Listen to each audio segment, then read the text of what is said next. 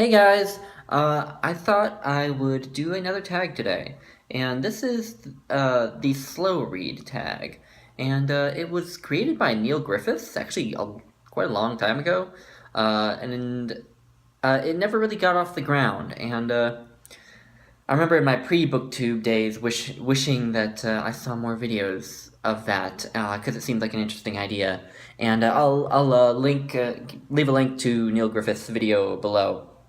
Um, so basically, what he did was he just talked about five novels that he feel like are important to read slowly, and so that's just what I'm gonna do. But I wanted to start with a little just discussion of reading slowly in general.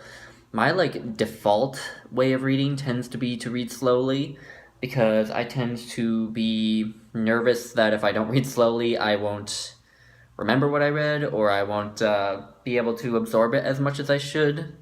Um,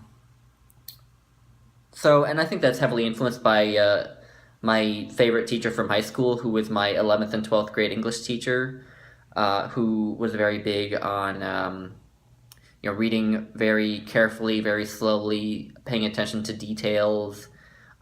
She would have us read only 20 pages per night and then give us quizzes every day, and they would be quizzes asking very specific information generally, not specific as in like the color of so and so's pants, but important specific information.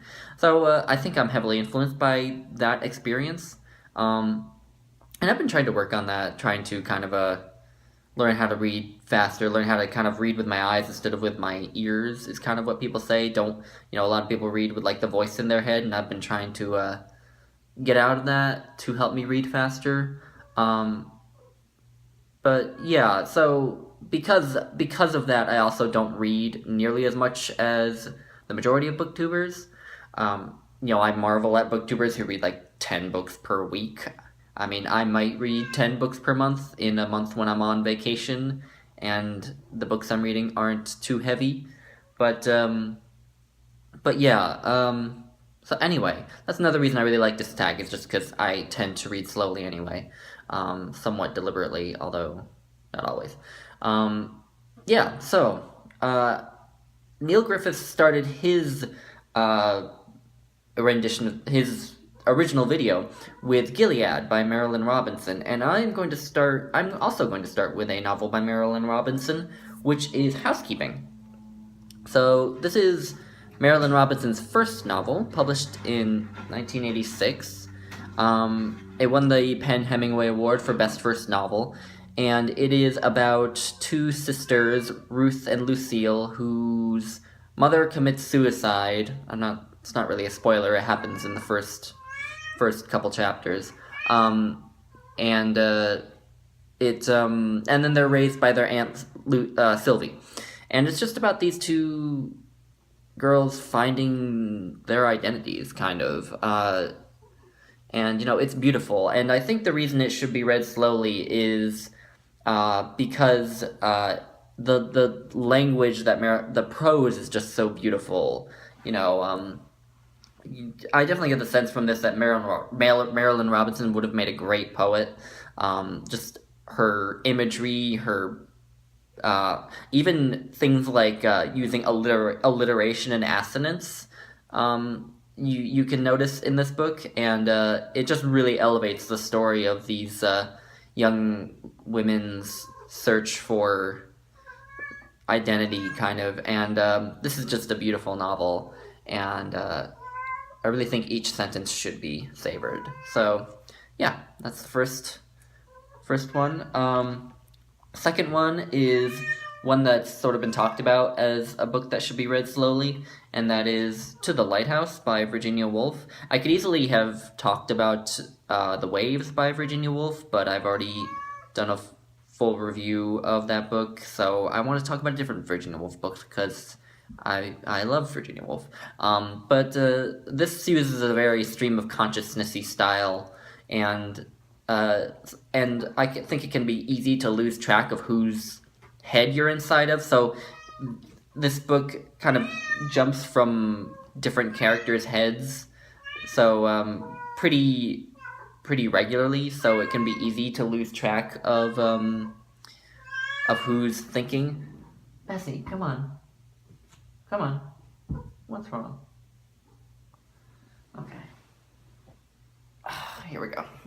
Alright, and yeah, I think that's the primary reason why you should read it slowly, to make sure that you really, know who's talking and what they're thinking, and yeah, this book is just about, a family who go to this vacation home that's near the coast with a island with a lighthouse, and such the title.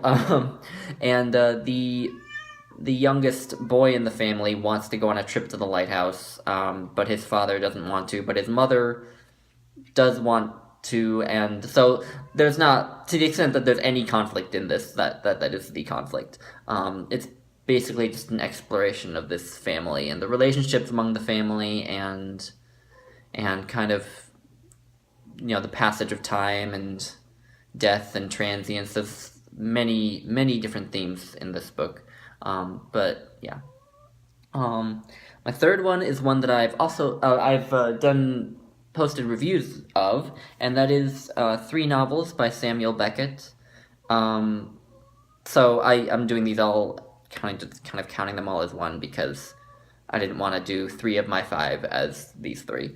But the last novel in particular, The Unnameable, I would say should be read slowly, because by that point these sentences become much harder to follow. The sentences at the beginning of the first novel are very short and succinct, but by the end of the third novel you have these sentences that are like pages long.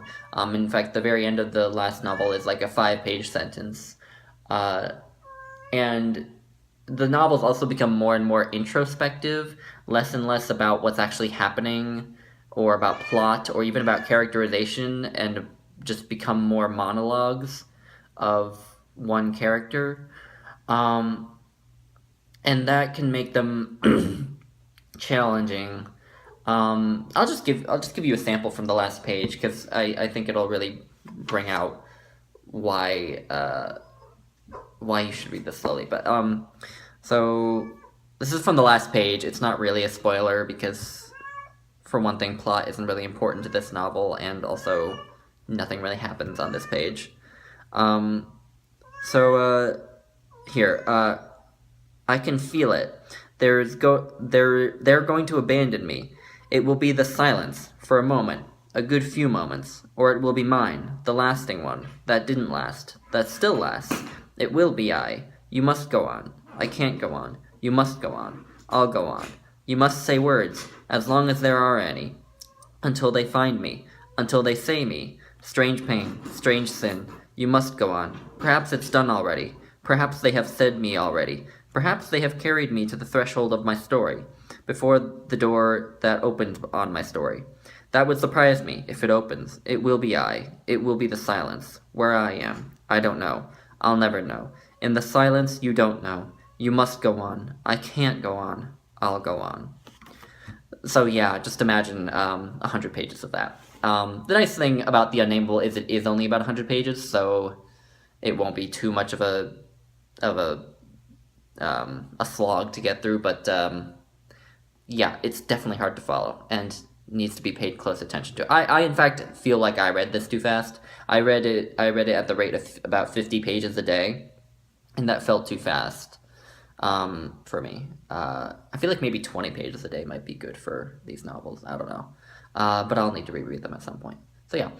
And my 4th novel is much longer than these other ones, and it's also one that I don't think has gotten really any attention on BookTube, and that's a shame, because it's really interesting. It is Soul Mountain by Gao Jingzhan, and I'm approximately 5% certain that I'm pronouncing that name correctly.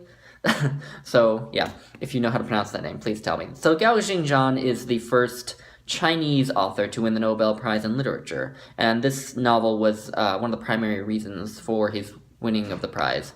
And he won it in 2000, back when winning the Nobel Prize meant something, before they gave it to Bob Dylan.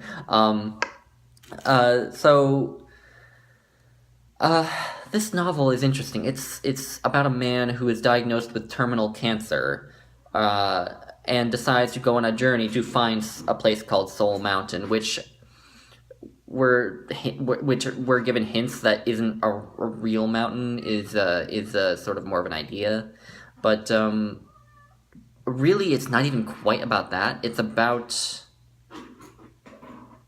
it's sort of a series of kind of each chapter is almost its own narrative whole, and he alternates between talking about four different, I don't want to say people or characters, but like four different perspectives. There's I, the narrator. There's you, who he doesn't say you for very long, but he does talk. He does write in the second person for a while. Then there's he, and then there's she. And most of the novel is through he and she, but I, yeah. So taken together, the chapters don't necessarily cohere. I don't know. It's just I feel like there must be so many levels that this novel is working at of because of containing so many stories. It's kind of has a combination of fiction, typical kind of literary fiction, but also like folk tales about like bodhisattvas and people like that, and also some history of China too. There's just a lot in here, and I don't know. It's another good book that's just good to savor and to try to figure out what levels it's working on, and yeah, a very interesting book. And the last book I want to talk about is one that I don't have a copy of.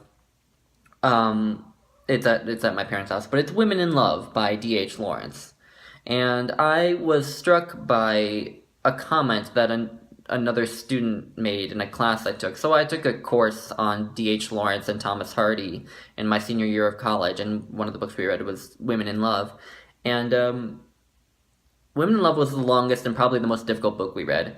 And the student made a comment on he had a really interesting insight on a sex scene in this novel. So a man and a woman are having sex in the woods, and you could take that as face value as just vaginal intercourse, but the student pointed out some interesting nuances to the language that suggests that it may have been anal intercourse, and especially considering that in their setting and in their time, they definitely didn't have a lubricant, would have made that very uncomfortable for the woman. And for her to have accepted anal intercourse so easily, and for him to have insisted on it, that says something more about their relationship, about the kind of what I would say the unhealthiness of their relationship, which also comes out in other ways, and also possibly about the man who may possibly have more of a romantic interest in another man in the story than in this woman he's having sex with. So, I just think that book is really working at a lot of levels that are not apparent readily if you were to speed through it. And it's another example of where the prose is just gorgeous, and you should just enjoy how, D.H. Lawrence was a poet, but his prose is just as beautifully written as his poetry. All right, so those are my 5 novels, and I am going to tag several people. I'm going to tag Curtis at Curtis Books and Films, Brian at Brian's Book Bastion, Michael S. Deutsch, Ashley at Climb the Stacks, should she decide to join us back on BookTube, Ryan at Madman Reads and Rocks, and finally, Steve Donahue, should he find this video and watch it. I will leave links to their channels and to Neil Griffith's original video, in the description. But thank you. This was a lot of fun. Thanks, guys. Bye.